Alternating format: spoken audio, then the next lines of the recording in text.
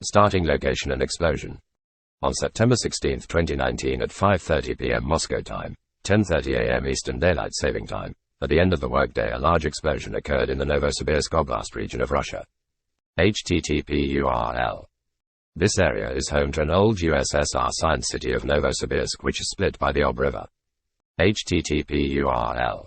On the east side of the Ob River is the BEKTOP Russian Institute of State Research Center of Virology and Biotechnology, aka BEKTOP. BEKTOP is a military-grade biological experiment laboratories, aka BSL-4 BioLab. With BEKTOP main headquarters. HTTP URL. And the biolabs are located in the Koltsovo and a small urban work settlement in the Novosibirsk district of Novosibirsk Oblast, Russia. HTTP URL. From here on out the Russian Institute of State Research Center of Virology and Biotechnology will be called BEKTOP Biolabs, HTTP URL. And should not be confused with the United States BEKTOP Biolabs located in Malvern, Pennsylvania. HTTP URL. This explosion on Monday, September 16, 2019 was located at BEKTOP Biolabs and was covered by the state-controlled Russian news agency, TASS, 2 hours and 17 minutes later. HTTP URL. And by the state-owned Russian television channel, Russia 1. HTTP URL. As reported in both and most sources that, during the planned repair work, that an explosion and fires broke out injuring one 33-year-old male that caused more than 45% partially thick burns and lesions to his body. As far as damage reported to the building by these sources, the explosion occurred on the 4th floor of the 6-story tall square-shaped building and did not damage the sub-basement's high-security laboratories where the deadliest bacteria and viruses are used for projects and study.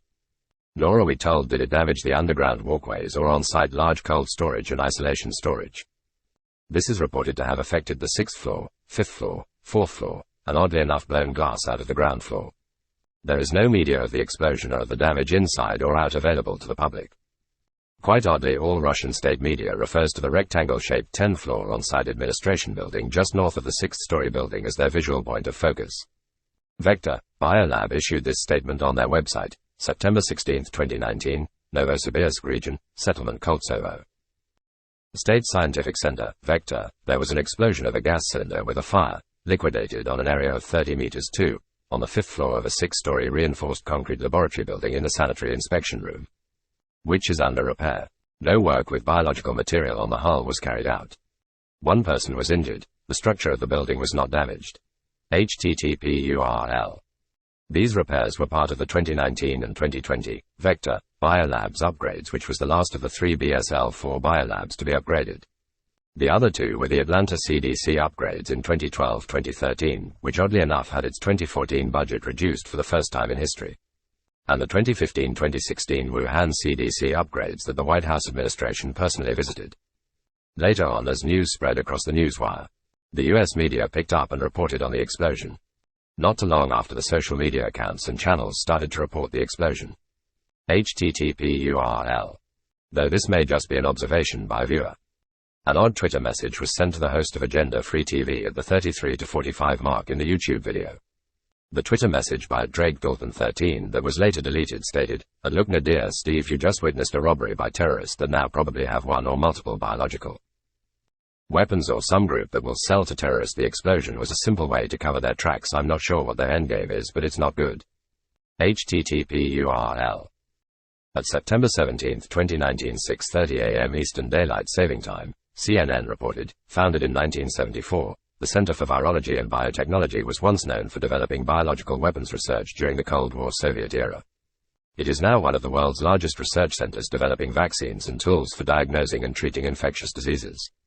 The head of the Koltsovo Science City, where BEKTOP is located, told Russian state news agency RIA Novosti that there was no biological threat. Scientists at the center are developing vaccines for swine flu, HIV, and Ebola. In February, scientists there wrapped up clinical trials of an Ebola vaccine, according to TASS.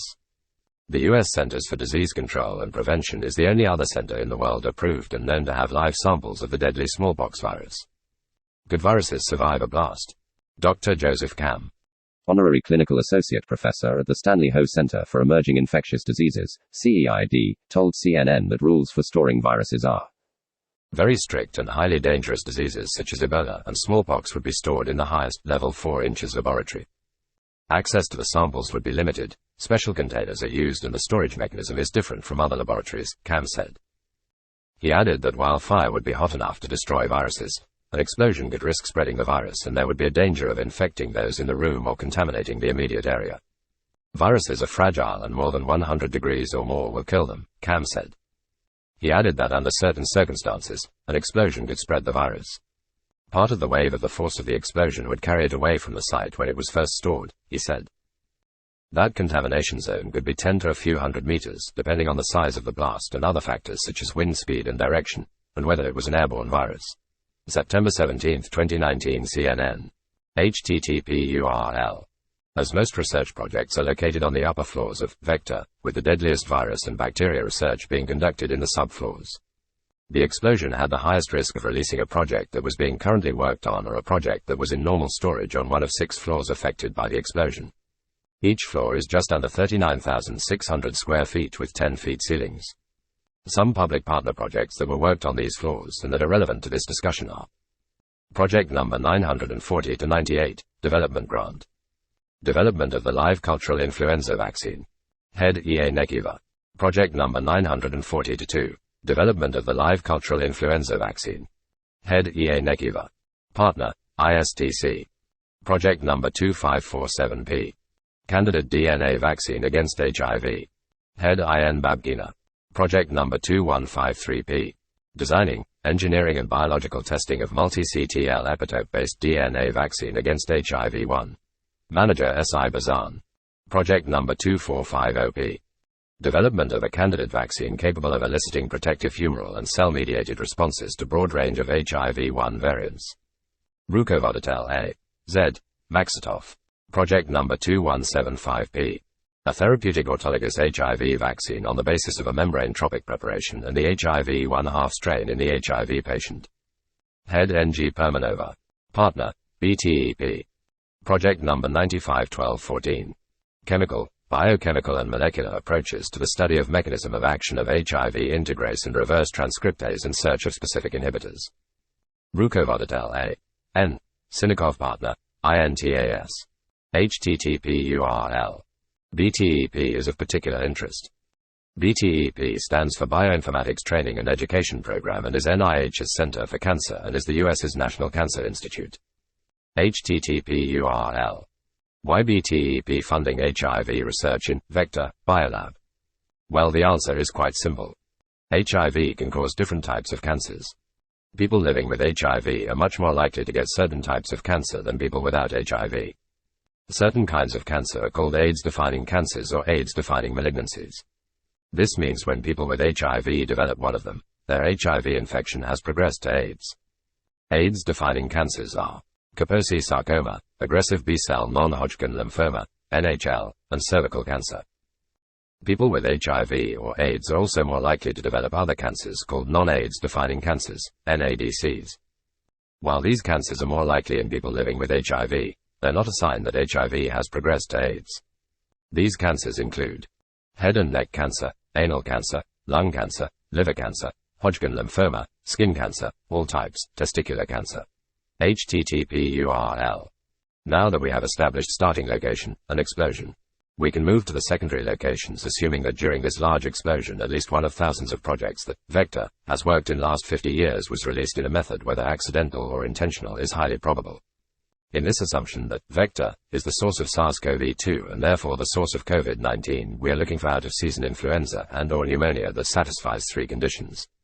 First, it must be the relative closest geographical position to the explosion. Second, it must be the closest timing to the outbreak and/or reporting to the September 16, 2019 explosion. Third, it has to be within the SARS-CoV-2 incubation period of 5 to 11 days, with some going all the way to 15 days, and be noticed as symptomatic influenza and/or pneumonia. For this third condition, we will go with a 21-day period with our starting day Tuesday, September 17, 2019 through October 8, 2019. The basic reproductive number R0 is 2 to 3, indicating that every case leads to 2 to 3 secondary cases. http://URL. SARS-CoV-2, the virus that causes COVID-19, most commonly has an incubation period of 5 days. In addition, about 97% of people who contract the virus will show symptoms within 11 days. http://URL. Our third condition would have at minimum September 17, 2019 through September 23, 2019, we would have 2 to 5 incubations of SARS-CoV-2. September 24, 2019 through September 31, 2019, we would have during our first full week of COVID-19 126.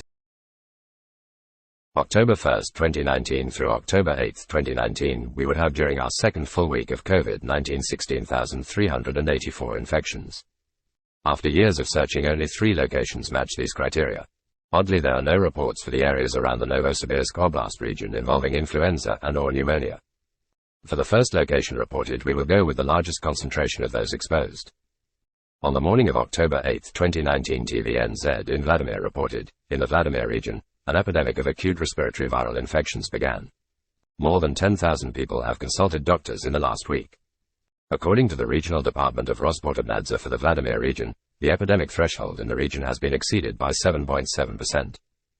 In just a week, 10,278 people turned to doctors with signs of acute respiratory viral infections, of which most of them were children, 6,124 children. Most of all get sick in Melangovsky, Sabinsky and Yayev-Polsky districts and in the regional center. There is no epidemic in Vladimir yet. The epidemiological threshold is lower by 5.9%. But according to official data, 3,721 citizens fell ill, among 2,086 children. No one else has the flu yet. 12 studies were carried out in a week. Only viruses, only rhinoviruses and adenoviruses, were isolated. http URL. It should be noted that according to US CDC, in the Northern Hemisphere, the flu season can begin as early as October and can last as late as April or May. http URL. Though in this circumstance there is no other news report of cases of human influenza and/or pneumonia in the country of Russia between the dates of September 1, 2019 and November 2, 2019 using a variety of research methods. Though the US CDC states that October is the beginning of the season for the normal human influenza. It tends to be noticeable begin in late October, with a few hundred cases appearing spread out in each country's region in the Northern Hemisphere, and they are rarely reported in the news because of their commonality. Seeing a large concentrated of infection fulfills our second condition. The incubation and symptomatic period fulfills our third condition. As for our first condition, the timing of our third condition and regional isolation spread in our second condition has us looking for a common mode of transport that would mean less than a day's travel and have few person-to-person contact. The only method that fits these two sub-criteria is by airplane. The closest airport to Melangovsky, Sabinsky and Yayev-Polsky districts and in the regional center is Zhukovsky International Airport, being directly 87 miles or 140 kilometers from Yayev-Polsky and between 45 miles or 72 kilometers at its shortest to 185 miles or 297 kilometers at its furthest. As for airports around the BEKTOP, BioLab, the Novosibirsk International Airport aka Tolmachevo is located 23 miles or 37 kilometers away. Zhukovsky International Airport is one of 5 airports surrounding Moscow in an upside-down star pattern, with the 3 international airports located south, southeast, southwest and the other 2 local airports located on the northeast and northwest. Zhukovsky International Airport is located on the southeast corner. A flight time from Novosibirsk International Airport to Zhukovsky International Airport will take just under 4 hours and used to only cost around $60. Though oddly enough these flights have been reduced and/or limited in the last 2 years. There are 1 or 2 very small airports located near BEKTOP, BioLab, but information is limited as is their routine flight schedules. http URL. For the second location we will read a news article from Reuters dated November 16, 2020. The article in question is called, "Researchers Find Coronavirus Was Circulating in Italy Earlier Than Thought." The main aspect of the article are these parts. First, the new coronavirus was circulating in Italy in September 2019. A study by the National Cancer Institute, INT, of the Italian city of Milan shows, signaling that it might have spread beyond China earlier than thought. Second, it showed that 4 cases dating back to the first week of October 2019 were positive for antibodies, meaning they had got infected in September 2019, Giovanni Apollone, a co-author of the study, told Reuters. And third, the Italian researchers' findings, published by the INT's scientific magazine Tumori Journal, show 11.6% of 959 healthy volunteers enrolled in a lung cancer screening trial between September 2019 and March 2020 had developed coronavirus antibodies. There are no articles that mention of SARS-CoV-2, COVID-19, coronavirus, influenza, and/or pneumonia in Italy between September 1, 2019 and November 2, 2019. Considering all the information, the 4 cases most have been part of the September 24, 2019 through September 31, 2019 group due to the percentage being low, meaning they are part of the first full week of COVID-19 126 infections in Italy. Again, seeing an early concentrated of infection fulfills our second condition. The incubation and symptomatic period fulfills our third condition.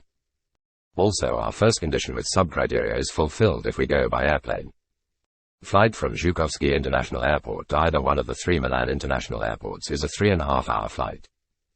Travel from Novosibirsk, Russia to Rome, Italy with a flight change in Moscow, takes 14 hours 15 minutes and used to cost between $112 and $188. Oddly enough, this flight route has changed. http URL. For our third and final location, it appears that the spread was not by airplane but by vehicle, with all 3 conditions and sub-criteria being met. Though a question about deliberates does arise as in the Russian Vladimir region and Italy Milan region. The dominant strain of COVID-19 present is later identified as G strain. These are also the only 2 or the 3 that are by airplane and are suspected to have happened within a 48-hour time period. This next location later on was dominated by the D strain of COVID-19, and due to the vehicle travel from Vector, BioLab to the border of China are 43. 48-hour non-stop vehicle travel across 2 borders can be assumed to have taken around 5 to 7 days if we account for 8 to 10 hours of rest each day, 25 minutes refueling 2 times a day, and 2 to 4 hours of food service each day. This is enough time for the incubation period of SARS-CoV-2 to have just turned into COVID-19 at the second cross-border of the trip. http URL. Third location started in Inner Mongolia and is part of China. Inner Mongolia sits east next to the country Mongolia, but on the China side of the Mongolia and China border. There are 2 articles that make the case that these are the D strain of COVID-19. First, on November 14, 2019, Caixin Global reported, Beijing plague patients for medical transfers. Further cases in capital unlikely. Officials. http URL.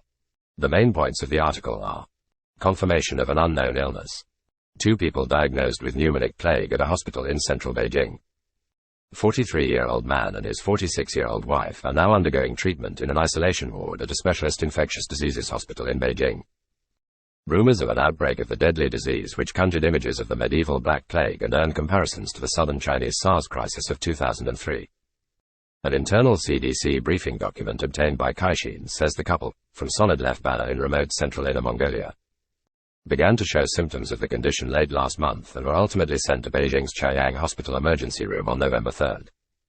If we consider all aspects of the sparseness around the border section of the Mongolia and the Inner Mongolia, China, and knowing now that human-to-human transmission is more than likely the cause of spread of this SARS-CoV-2, and considering that these 2 people are secondary infections, meaning they are not the people that traveled from Vector, BioLab, then the timetable may look like this. Travelers from Vector, BioLab ended up at the Mongolia and the Inner Mongolia, China around 5 to 7 days after the explosion. For convenience, we are going with a border crossing around September 24, 2019. At this point, our SARS-CoV-2 has now turned into the original D strain of COVID-19. It is unknown what happens to the travelers past this point, but due to the speed of the spread from Beijing to Wuhan, it is suspected that they took a flight from Beijing Capital International Airport to Wuhan Tianhe International Airport with a flight time of 2 hours and 30 minutes and cost around $150.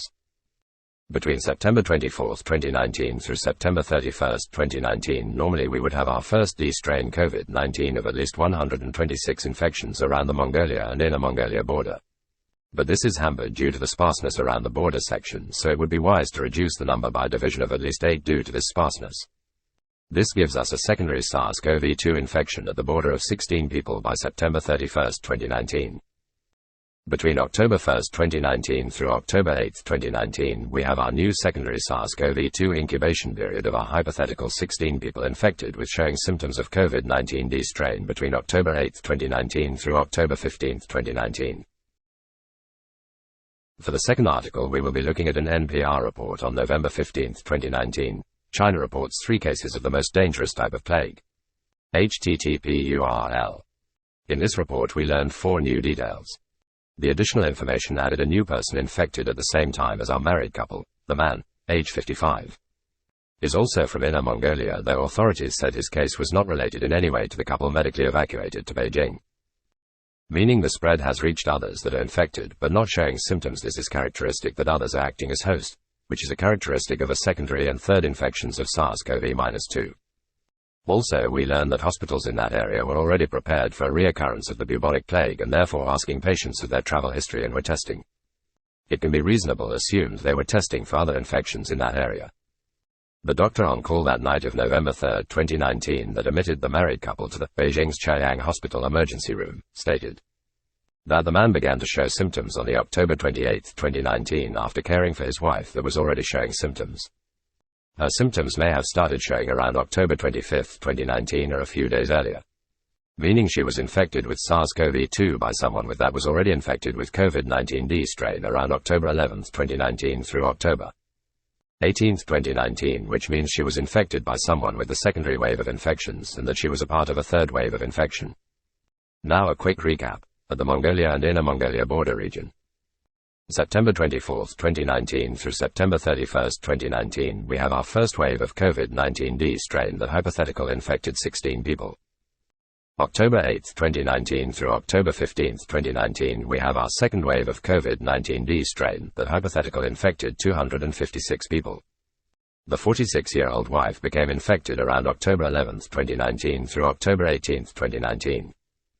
She became part of the third COVID-19 strain that hypothetical infected 65,536 people around October 18, 2019 through October 25, 2019 and so on. It should also be added that those wondering about the 2019 Military World Games that took place October 18, 2019 through October 27, 2019.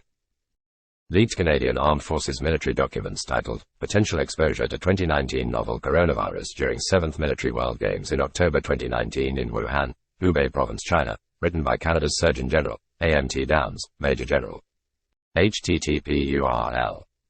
If we use that, it is unknown what happens to the travelers past this point, but due to the speed of the spread from Beijing to Wuhan, it is suspected that they took a flight from Beijing Capital International Airport to Wuhan Tianhe International Airport with a flight time of 2 hours and 30 minutes. As a secondary spread in Wuhan, then the spread would look like this. September 24, 2019 through September 31, 2019, we have our first wave in Beijing of COVID-19 strain that hypothetical infected 126 infections. Next, after the 2 hours and 30 minutes from Beijing Capital International Airport to Wuhan Tianhe International Airport, we have our September 24, 2019 through September 31, 2019, we have our first wave in Wuhan of COVID-19 strain that hypothetical infected 126 infections. October 1, 2019 through October 8, 2019, we would have during our second full week of COVID-19 16,384 infections in Wuhan. And by October 8, 2019 through October 15, 2019, 3 days prior to the start of the 2019 Military World Games, we would hypothetical have over 1 million infected with SARS-CoV-2 and just over 100,000 showing symptoms. Beijing and Wuhan's public density must be considered, and therefore we are confident in these hypothetical numbers. The major problem here is the location of the Mongolia and Inner Mongolia border to Beijing and therefore Beijing Capital International Airport. The distance is 350 miles or 564 kilometers, which is a 9-hour trip. Of our hypothetical infected people by the end of October 2019, the SARS-CoV-2 and COVID-19 strain would have already been well above the threshold to contain an unknown pneumonic plague in China. At the general center to each geographical location is the vector BioLab that had an explosion on September 16, 2019. End of spread to secondary locations. Upcoming. In our next video we will be talking about the extremely odd September 17, 2019 repo market meltdown that happened less than 12 hours after the vector BioLab explosion. This unknown panic by the 4 largest US banks that each have large amounts of stocks in pharmaceuticals is considered still fully unexplained as to its odd nature. The real story of the repo market meltdown, and what it means for Bitcoin. Forbes, September 25, 2019, 2:55 p.m. Eastern Daylight Saving Time. Last week the financial system ran out of cash. It was a modern version of a bank run, and it's not over yet. What's happening, in plain English? Somebody, probably a big bank, needs cash so badly that it has been willing to pay a shockingly high cost to obtain it. http://URL